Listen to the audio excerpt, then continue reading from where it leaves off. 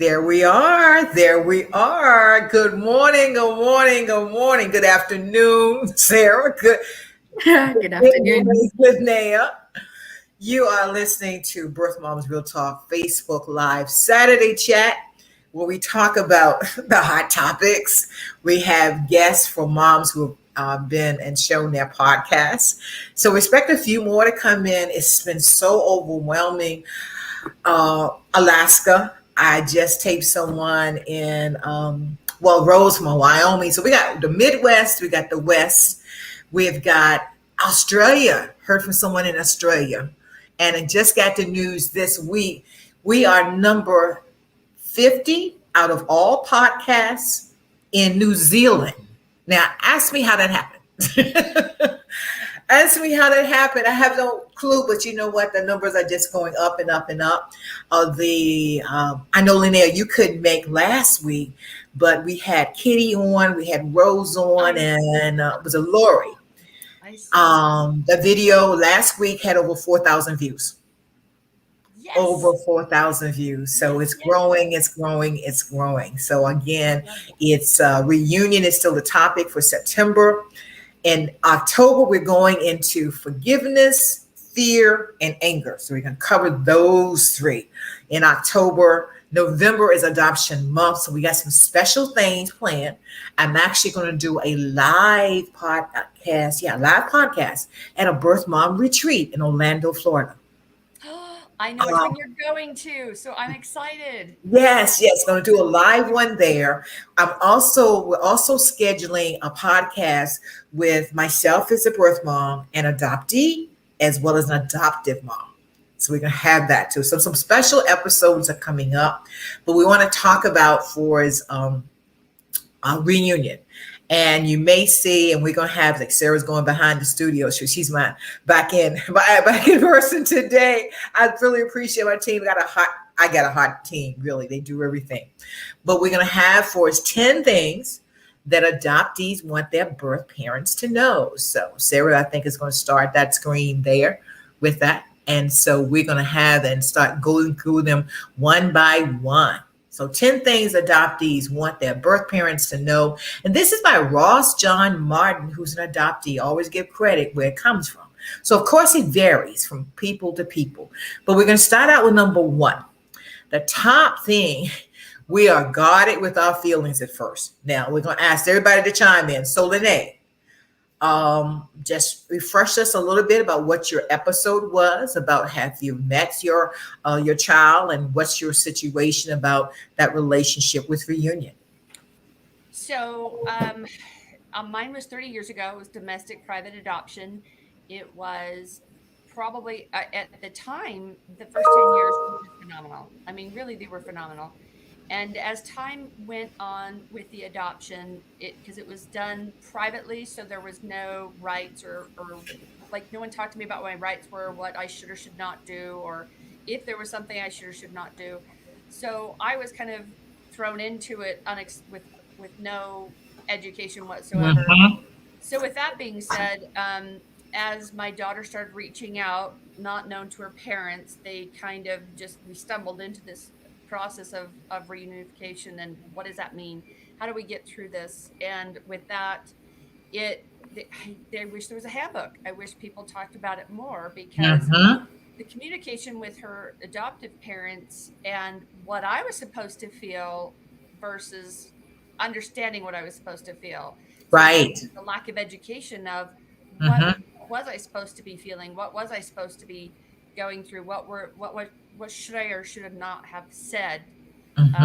Not knowing what the adoptive parents. So there was a huge lack of education and communication between all three of us to do what was best for her. Absolutely. It Absolutely. was trial by fire is basically what it was. Yeah, and right, that was number one, because really, I, like you as other moms, is the fact that we don't know. And this is what, coming from an adoptee, they are very guarded. I'll speak for myself. I was very guarded. I didn't know what to expect. This is a 45-year-old person who's my son. I don't know him. It's like, okay. So that's number one. We're guarded with our feelings. And number two, we need the truth. You know, a lot of times when people come in and they have reunion, that they really don't come in and tell the truth. And you gotta tell the truth. You gotta tell the truth. So you need the truth. So that's on all sides. So did you tell the whole truth, nothing but the truth, Lene? I I did, but there was one thing I didn't do that I didn't tell, and that her adoptive parents and I discussed, was not telling the biological father, because it was based on a date rape, and Hmm. based on what I was able to find on him, he was constantly in trouble with drug addiction. Okay. And Okay. so she was under the age of 18 when we united, Okay. and it was under a lot of duress.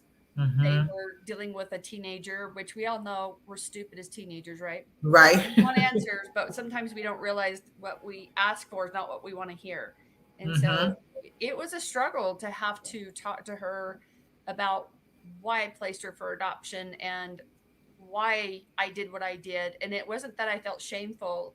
It was, I think the hard part was watching the emotions she had to go through. Yeah. And then in Yeah. addition to that, it was hard to talk to the adoptive parents and how they felt about it, because they wouldn't say.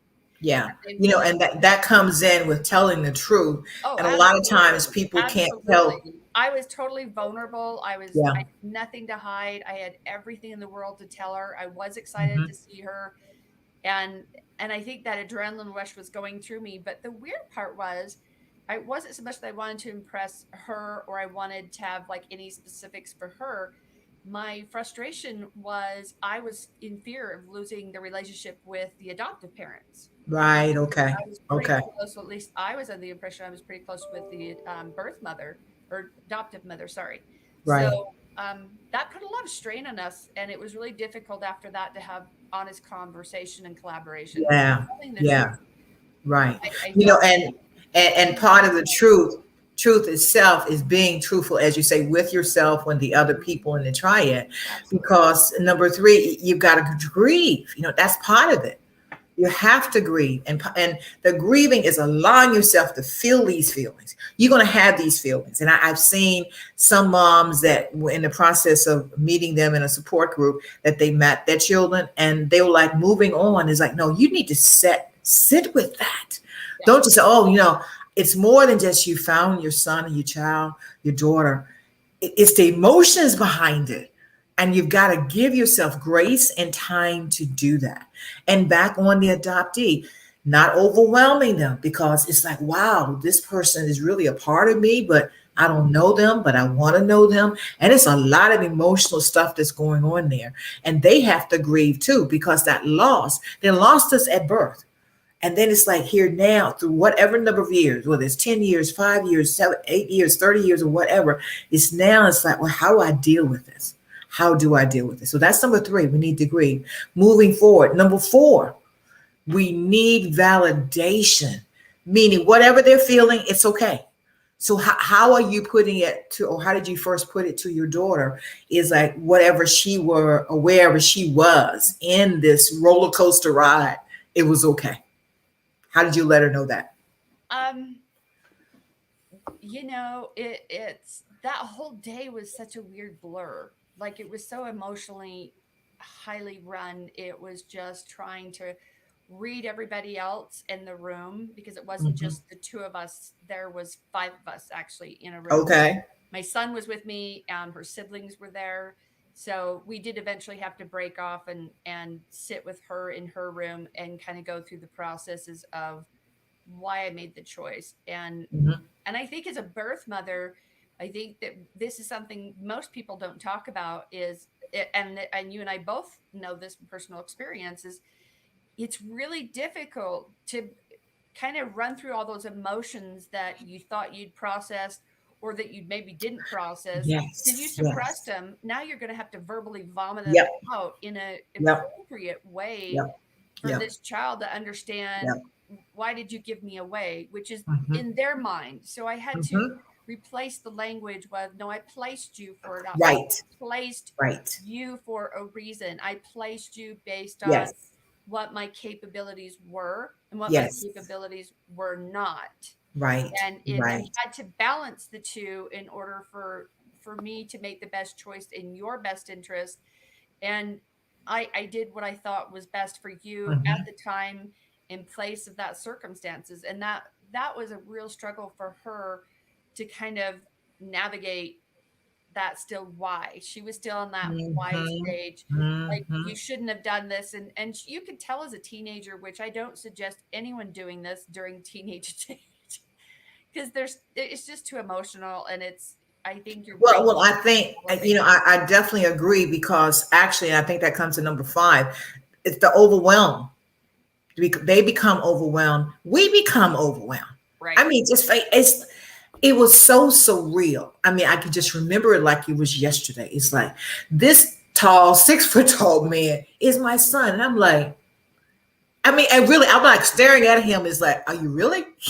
Are you really, really? That's how Yeah. surreal it was, and it was like the overwhelm. And he'll soon turn 48.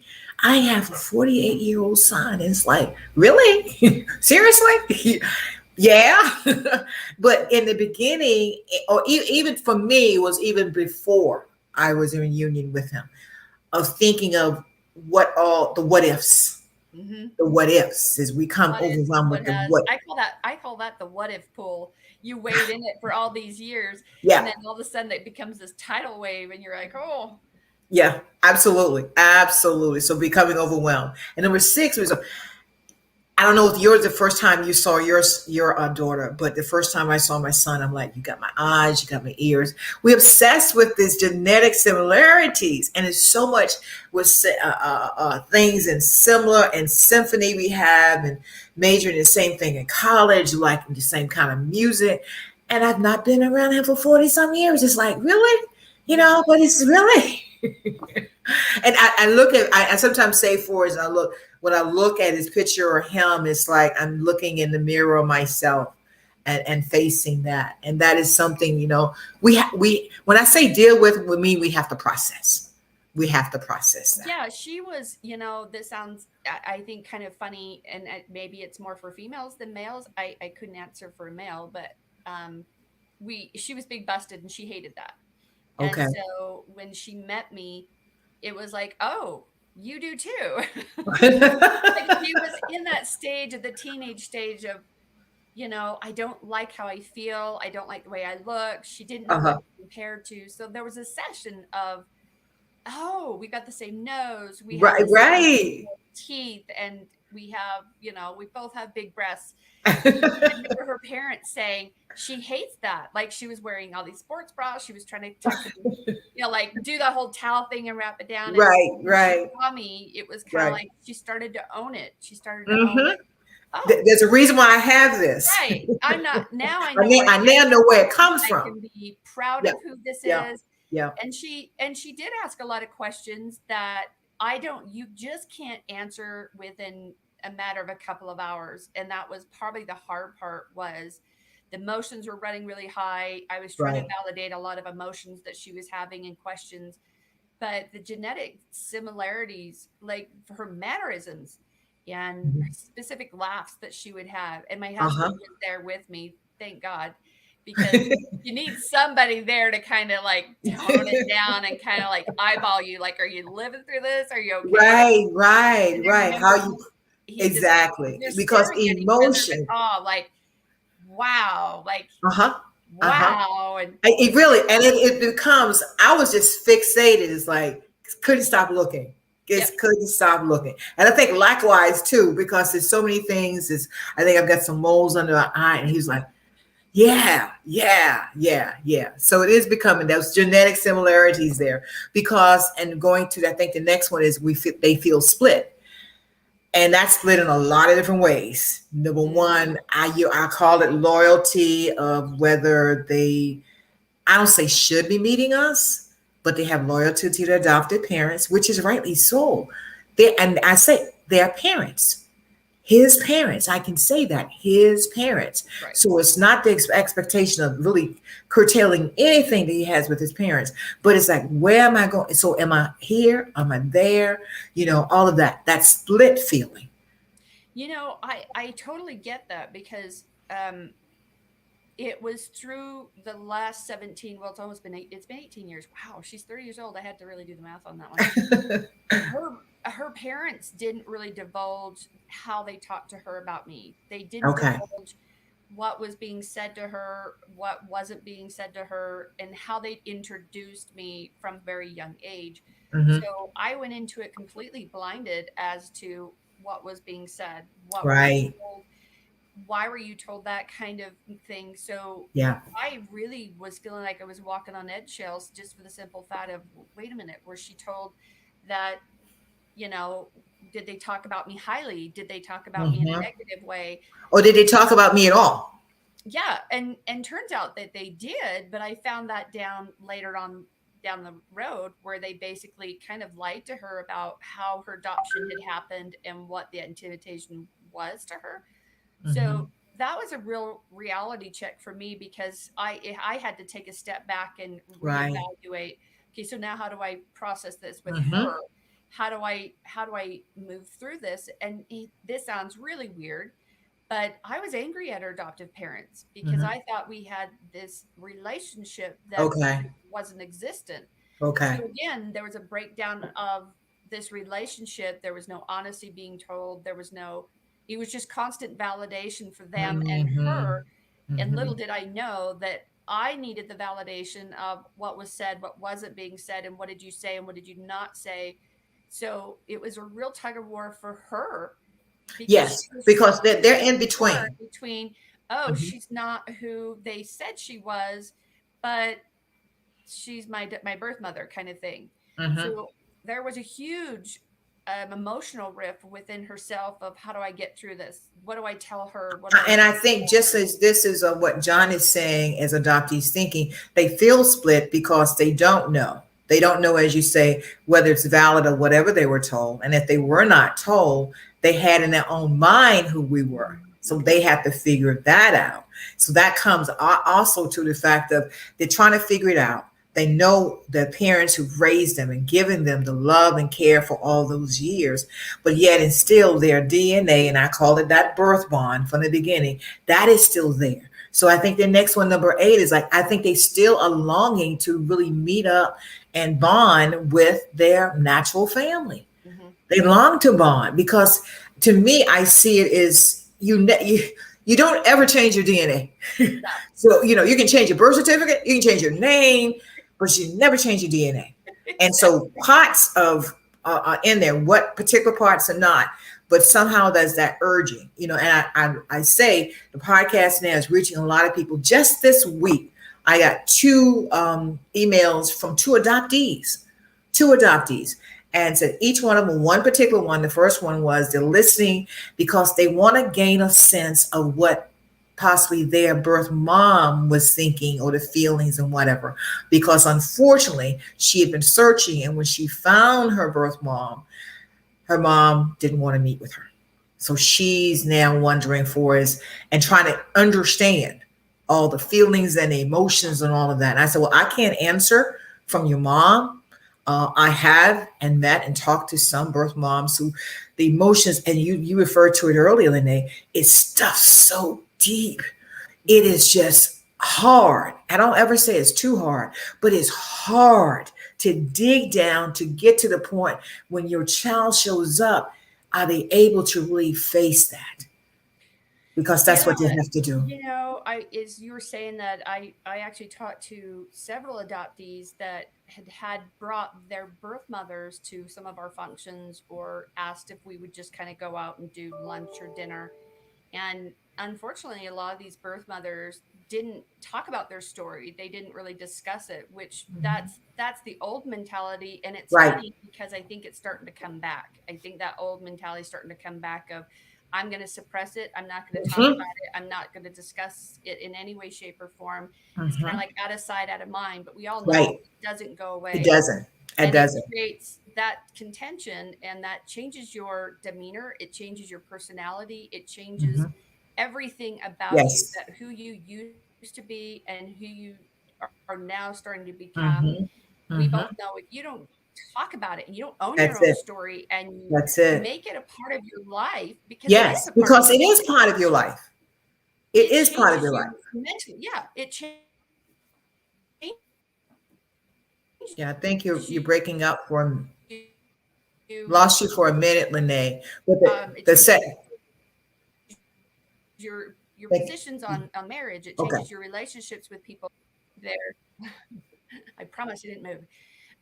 But yeah, it's so when birth parents come to the adoptive or birth parents are faced with their children, they're struggling with, oh, I got to verbally vomit Yeah. something I suppressed for 20, 30 years. Yes. And they may not Yes. their And husbands or their recent family, and they don't know how to process it. right. And it's not that they don't love Right. that child. And it's It's the fact fear. that, It is yeah, fear. It is they have definitely to. fear there. We're going to talk about that next week, the next month. But along with it, the second letter email I got was from a man who had searched for, never wanted to search for their birth parents until he got older. I think he was nearly 70 years old. And when he reached out, found out they had passed away. So now he's in that dilemma now and knowing I wanted to know who they were. So there are a lot of unanswered questions if there's not a reunion or there's not a search. But then it's like if you do find, will you be received? And I do believe that adoptees also have their own fear, just like the first one is like, will they receive me back? You Mhm. know, and have they been put away? Have they thought about me? And I say this across the board. Birth moms may agree or disagree with me. I believe all birth moms think about their children, whether they're in reunion Whether with they them, agree to it or not, they do. whether exactly they think about them, whether you're in reunion, you want to be, haven't been, turn away your child, you think about them. So you have to face yourself, is what I say. Face yourself with that. Yeah. It's a real harsh reality to relive something that was so Yes. emotionally and physically exhausting and Yes. difficult, and then having to find a way to own that, and Mhm. especially having to be vulnerable enough to explain to this child that's coming to you for these answers of just need Yes. validation. I need to know what I look like. I need to know where my habits Yes. come from, where Yeah. my Yeah. personality comes from, and not having that, it kind of hurts them in a lot of ways because they're Mhm. still grasping for which I call the root of who they are. Because That we is don't it. know what That they've is it. done. That is And that it. Yeah. root of who they are needs Yeah. to be validated. It needs to be confined within them to go, oh, okay, so this, and this Yeah. is actually Yeah. hereditary. and This, that's Lene, where our own vulnerability we have to put on the line. yep. It is not about you. I'm speaking for myself. Now, other parents, birth moms or birth dads may disagree. It is not about you when your child comes searching for you. It is about you being that truthful, all about that, showing them who they are, that root, so they know what that root is with that. The number 9, what John Ross Martin refers to, is we don't know what to call you. So then I think it gets caught up in. I look at this as not only what you call you, but what role are you going to play in my life? So it is like, are you coming to the Thanksgiving and Christmas dinner with my parents? or how often do I see you? Do I talk to you or whatever? What kind of relationship? And that's yet to be said and yet to be worked out, because it's like a case by case situation. Yep. It's a case by case situation, because you can't have, and if I have to say it, I heard you say it too, Lene, when people first meet, it's like they overcome the whole situation. You have to process and take it slow. You do. Nothing it's happened overnight. This is not going to happen overnight. In spite of what kind of things we may hear from our friends and other people in there. Oh, you met your child. Everything's fine there, right? Not. Reunion is hard. I think what I've come to terms with, because I've been, being married to my husband, we were kind of both have a lot of stuff that we came into, and he had children from recent, marriage, and that I think it's like the mentality of it's a blended family, Okay. and it's not about it it's not about who specifically has a title, because you really don't. I mean, you're always going to Hmm. have that bond. This is your biological parents. Here's Hmm. your cousins. Here's your Right. in-laws, and, Right. and that. So I look at reunion as kind of like putting a blended family together.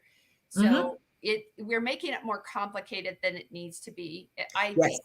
And I Yes. think once you get that mentality out of getting those answers and getting those questions kind of out of the way and the awkwardness, I think it's a matter of, okay, so how do we blend our families? Yes, that's How do what it we do is. this so we don't hurt each other's feelings? Who's, Mm-hmm.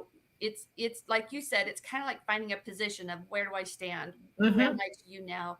And I just Mm-hmm. look at it like it's a blended family, I mean, Yeah, I don't know about you, because it is. just don't Because like it our is. in-laws, but there are in-laws and we don't Yeah. like them, but we're married now. We've got Yeah. to deal with our in-laws. I think it's the Absolutely. same mentality of, Absolutely. Yeah. hey, Yeah. you're part Yeah. of my family. You're part of this And crazy that's I like to say it's part of the bigger family, because I think number 10 comes in, they don't know where they fit. Well, we don't know where we fit. You know right. what it was like. And I look at the fact, and I say this, and like I say, I don't have any other children other than my son, that I'm in union with, is so we don't know where we fit.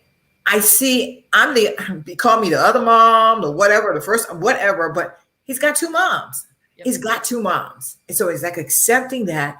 And then it's like, well, I fit in where it fits or feels fit, because he's an adult, I'm adult. I look at us having a adult relationship. Yep. I don't need to, he doesn't need mothering. He has children of his own. So it's like, this is an adult relationship we have. And so that's part of having a mature adult relationship. I happen to be his birth mom. I mean, that's really how I look at it.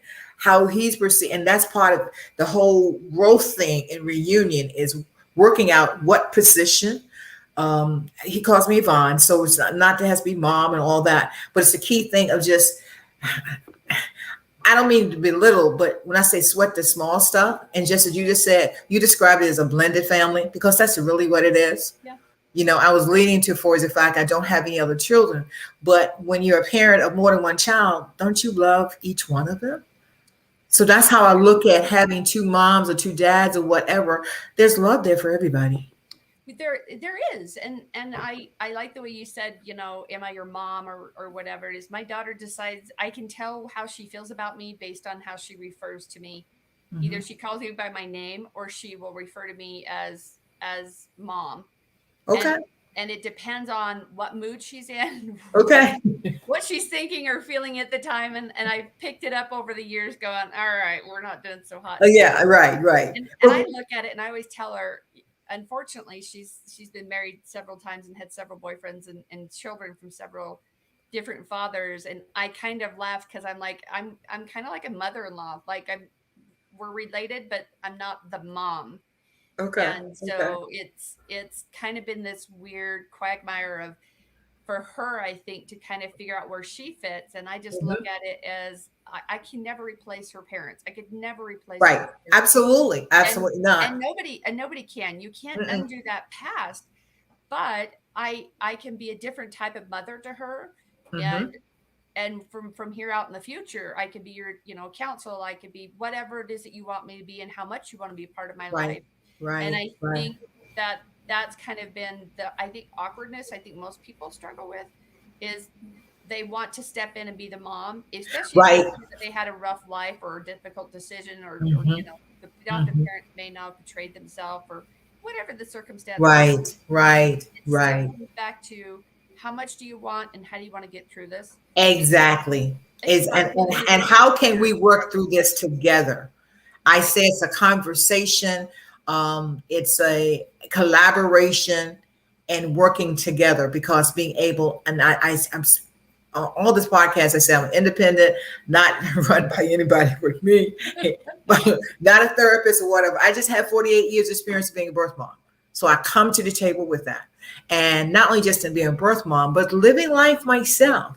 I've come through wars in my professional life of being able to negotiate, a coach, and whatever. So I'm here to listen. Let's talk. Let's talk about what your needs are. Let's figure out what your needs are and how we both can work together. Because I say all the time, nature and nurture is needed. Both. You cannot do one without the other. No, you And cannot. anytime you try to switch that and say, oh, I can handle all this on this side, you can't. You can't. The whole circumstance prevailed, that the fact that it was at that, and I'll say that too, the same thing you would express it, Lene. At that point in time, I was not able to give him a home. They were. Yeah. And I say I brought him into the world and loved him from the beginning, but they taught him how to live life. And Yep. all of that together is what makes him the fine and generous. I mean, I tell people openly, as a fact, I like my son as a person, whether he's my son or not. And I'm so joyful about that. So joyful about that. Yeah, definitely, definitely. You kind of, I think as a birth parent, you kind of have to give, you have to come to peace with that. You have to Hmm. come to peace with that. I love these open adoptions that happen because they get to be a part of this child's life and understand Right. how they are and what they are. So that awkwardness is not as awkward as Hmm. they get down the road, and the older they get, it becomes something, it's just kind of like, oh, you're part of the family. Okay. Right. Right. Versus, you know, one minute you don't have a clue and everything's fine. The next minute the doorbell rings and you're like, what? I know.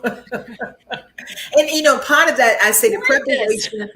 the preparation for ourselves and of us getting ready emotionally to receive, accept our children, and to live life.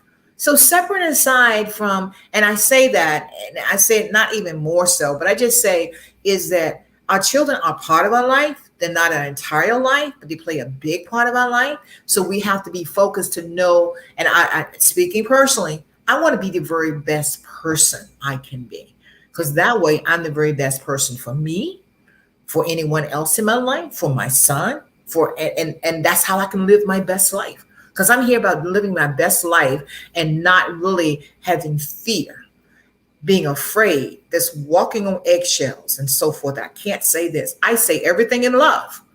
And it's really not what you say, but how you say it. And Absolutely. let them know at all times I'm completely transparent, honest with you, and you can come to me with anything, and I'll receive you whenever, because you have to be there and ready when you're ready. It's not the forcing that and so forth. So that's why I have an open, and sometimes I get a response from him, sometimes I don't, but it doesn't matter. I'm not going anywhere. Right. Yeah, and that's the whole thing of that. So as we say, as we're finishing up talking about reunion for September, October, we're going to talk about anger, fear, and forgiveness. And you know when all those work together, I really believe all of them work together, because part of us really is, and I'm glad you were honest enough and candid enough to say, did you have anger at your, or had anger at your adoptive parents? I have anger at the whole adoption system. I've been public about it, and I will continue to say that. Because just as you say, if all of us, meaning the adoptee, their birth parents, and the adopted parents, were given more information about how this is supposed to be, because it was never Neverland. They were saying, oh, you would just forget about this and go on with your life. They lied. They just outright lied. That's I just think not a once you get fact. any relationship, and this is just normal groundwork, I think, for any relationship, you've got to be honest and you've got to find a way to say it appropriately, Hmm. but still with the thought of being honest, because that shapes that perception of who you are as a birth Hmm. parent and how they are as adoptive parent. And I think that that's an insecurity I found from that adoptive parents have, of they just want you to go away and Right. they want to be the primary parents, and they are. I think that's And the they part always will be in that I child's don't life. understand, that they Always. are, but Yeah. they, a child, and I'm going to go back to what I always say again, a child is not an ownership, it's a Right. gift and it's a privilege.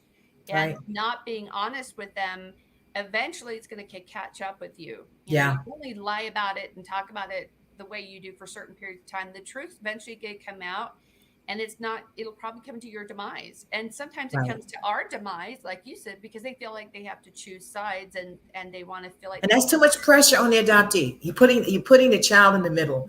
Don't yeah, relieve that pressure versus put more on it. Relieve. Allow them to know it's okay to talk about either side. It's okay. And my response to adoptive couples when they say that, I'm like, well, eventually they're going to get married and you're going to have in-laws, you know, they're going to have a different set of parents. So yeah, why is yeah, it so much more difficult for you? Because you eventually you're going to have to let go and let them live their lives, because they're going to have in-laws and they're going to hold another side of the mhm. family. This is just another aspect of a different side of a family that's That being an is it. extended That family. is it. And so Definitely. I think as we talk to our children when they come back into it, understanding that it's not, doesn't have to be that difficult, and being honest, like you said, and validating those emotions and feelings you're going, because we need to be validated for the things Yes. we went through Yes. as birth parents. And if Yes. you haven't, I strongly suggest to do it, because that's the only way to have a healthy It relationship is. down the It road is. when you reunite. And it's going to happen whether you realize it or not. Right. and Right. and telling your family, oh my gosh, tell your family, tell your husband, tell your children, because then they become something, a natural conversation, so when Right. it does happen, it's not a total surprise to them, like, Because my you mom did can what you 30 years cannot ago. you cannot dispel and walk out of dysfunction unless you break the cycle. Absolutely. Unless you break this cycle. You may be the very first one, because we've had different episodes. It's been a recurring family history of adoption and birth parents and whatever with that, and just facing it and telling the truth. This week's episode, Candace, she's the one, I was asking her to come on this morning, but she's in Alaska, and that's like 6 a.m. this morning. But her story about I'm good enough to be a mom. Yeah. Because a lot of it is when people, when birth moms will give birth, it's like they get the feeling that way, or what's said to them is like, well, you can't do this and you can't do that. And what if this and what if that? And if you weren't of a strong fortitude or belief anyway, you definitely would go, well, maybe you're right. Maybe you're right. But see, you have to break through that you are good. God gave you this child Yep. to birth this child. That gave you the right. You want to give the best circumstances. And that's the whole thing I say. Most birth moms want to give the very best. It's because of love that we placed our children. We did not give our children away. Those are fighting words for me. I've said it Oh before. yeah. I'll say Oh it yeah. again. Those are Yeah. fighting words. And I have to tell you a short story. I've been in some different groups, and one was a particular grief group. It wasn't for adoption or birth moms. It's for people losing people to death or Alzheimer's and things like that. And someone said that, why did you give your baby away? I was holding my chair, and it's like everybody's like, calm down, Yvonne, because I was about to come Those across are the fighting table. words, I was lady. about to come across the table, and I said, common self said, the word is to say, I place my son. And I was just as calm. It was like, I placed my son for a better life at the time, for that particular time that I could not give him. I did not give away my son. And she apologized, because a lot of times people, they don't have a clue. They'll say these things. No one has called them for that. And she thanked me afterwards. She said, I didn't know. Well, now you do. Yeah. And we have to train and teach people as we go along. People do what they know to do. Well, this, if you look at the psychology of what words can do to you, telling yourself, like your affirmations, if you say, you are amazing, you're Mhm. referring to somebody else. You're not really referring to yourself. So you say, I am amazing, because Yeah. then your subconscious actually brings that up. So to say the words, I placed my child for adoption, not only does great for your confidence as a birth mother, and the decision that you made, and reaffirming that you Yeah. made this choice and it was a good choice, but to also to reaffirm with anybody else that's around them, because I think for adoptees, I know when my daughter brought that up, she's like, you just gave me up, you just walked away and you didn't care, you just gave me up. And I'm like, no, no, no, I Right. did not. Right. I Understand. spent years upon years working through this on a daily basis, Yes. knowing I Yes. placed you for adoption. I placed you with a couple that I felt confident with. And however your life turned out, I don't know. But just know that I placed you. And that's been a real psyche thing for her to change too, because that sounds horrific to adoptees. Absolutely.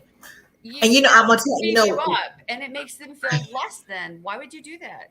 Why not yeah. say, I placed And you? You were when placed you for talk a about changing society, if you put in absolutely. adoption, a lot of times in Google search, the first thing that comes up is pet adoption. Like you're going, I'm like, really? Really? That's the trending? It's really, seriously. Pet adoption has everything Yeah. to do with what we're talking about. Right. Yeah. So you're in tune with Birth Moms Real Talk Saturday chat. We've got Lene here, who's one of our guests, and your episode was titled. What Oh, was well, it? I wish someone held my hand. Yes, because and I've heard some comments regarding yours because we go through that because it's a lonely road. I know I was a lot of places just myself doing a lot of different things, and a lot of birth moms are there. Other episodes coming in, we've had the elephant in the room. We've got walking on eggshells coming up. So we're really trending and talking about the things. So people who are listening, and we'll see some people are live in there. Put a comment in there if you got a question or anything for myself and Renee. Keep watching and so forth. We've got our Birth Moms Real Talk Village. This is a way to help support the podcast, to keep this going, as well as to be on a private group, Facebook, Zoom. We've got our welcome packages going out. So really, if you want to get involved with the village, put your information in a comment or send it to info@Birth Moms Real Talk. So Sarah, if you put in info@Birth Moms Real Talk so they can see the email to send information to regarding the village. We're going to have birth moms buddies because a lot of birth moms don't meet other birth moms. I've been in so many companies like, really? There's a lot of you out here. I never met you before. But that's the place to be. That is the place to be, to continue. Validation alone of knowing other birth mothers is so impactfully healing. I mean, it's just why wouldn't you want that healing to happen? And you're going to find somebody with your story, similar to your story. And if not, that's a group that's just immediate. It's like two magnets. They just come together. Absolutely. How incredible that is to have that validation, as we talked about. Yeah. Find your healing. I mean, it's a great way to start your healing is to talk to other birth mothers. Absolutely. Not doing it, I'm telling you, it's a huge part of your healing process. Oh yeah, it is. It is. And in different rooms, because it's different rooms to be in. Because I find also a lot of times I hear moms, well, they got one support group. You need as much as you can to support you and give yourself your time. I take Fridays. Fridays after 1 p.m. is my time. And I use the word process, and not really processing, but just be in with me for me to growth and heal and empower. And I have a healing session every time I do a podcast, record a podcast. I have a healing session every Saturday morning. I have healing sessions all through the week because that's what I need. That's what I need to empower. And the results of different people sending in, they're getting. One particular, I got an email, I think from a birth mom, and maybe it was an adoptee. They're listening to all the podcasts. They're making notes and taking these notes to the therapist. Now get your therapy now. Get your therapy. Absolutely. Get your real therapy. Absolutely. Find a good therapist and find a good support group because they really do go hand in hand. Absolutely. Yes. Yeah, absolutely. Absolutely. Thank you so much, Lene, for being on today. We'll be having these Saturday chats with some of the birth moms who've done that podcast. Go back and listen. We're over 2,000 downloads. We're getting 8,000 and 10,000 views of it. Love it. People are out there. Y'all out there, I know y'all are. So it's like, and we're here for you. And the blessing to me, as I said to the emails I got this week, I said, you brought tears to my eyes because you just said that the mission behind this podcast, that's what it did for you. And that's why we're here. That's exactly. Yes. Honesty and community is the best. That's it. That is it. So tune in next week to Birth Moms Real Talk Saturday chat. Go online. You see the email.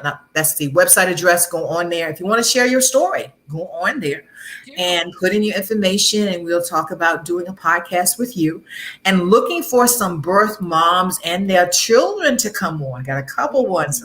So they had the birth mom and the children.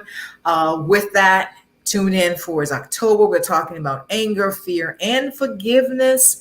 November, we've got a special National Adoption Month with live podcasts from Orlando, Florida.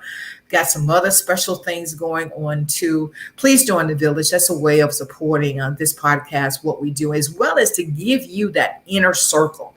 I know everyone doesn't want to share their story on a podcast. Everyone doesn't want to come on a public Facebook like this is, but we'll have the privacy that you'll have, and you'll be able to share that and get those hugs. Get those hugs with that. Thanks again. See you next week. Bye, everybody.